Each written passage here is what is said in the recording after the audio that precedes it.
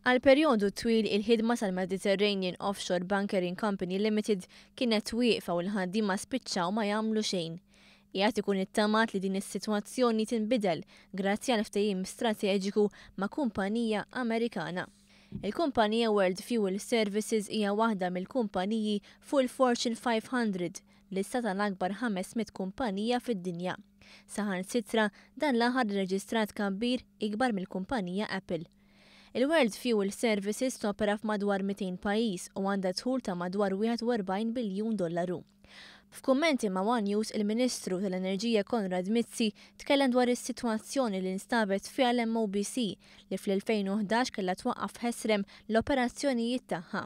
Tajb li ngħidu li meta tlajna fil-gvern wiritna MOBC li kienet magħluqa, kienet ilha magħluqa għal żmien twil, ma kienx qed topera, il-MEPA kienet ħadet il-permessi ambjentali għax ma kienx għamlet l-upgrades neċessarji u kien hemm ukoll akkużi serji fir-rigward tal-imġiba ta' ċertu dirigenti fi żmien nazzjonalista tal-MOBC.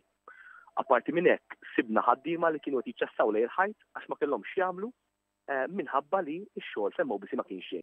Il-ftehim strateġiku ma' din il-kumpanija Amerikana se jwassal biex l-MOBC ikollha aċċess għal swieq akbar. B'hekk tkun tista' terġa' tibda saħħa l-operazzjonijiet tagħha filwaqt li jkollha aċċess għal klijenti tal-World Fuel Services. Il-Ministru Mizzi żied li dan il-ftehim se jagħti nifs ġdid lill-MOBC. U tajjeb ngħid ukoll li l-MOBC issa se jkollha dħul u qlieħ assigurat għall-futur tagħha se tigarantixxi l-impjiegi ħaddiema u tajjeb li ngħid ukoll li tul l-aħħar 18-il xahar ħdimna bil-qrib mal-MEPA biex l-issues ambjentali li kien hemm ġew indirizzati wkoll. Il-ftehim mal-kumpanija Amerikana se jfisser ukoll it-tisħiħ tal-pożizzjoni ta' Malta bħala ħabba l-ħażna tal-fuels fir-reġjun tal-Mediterran.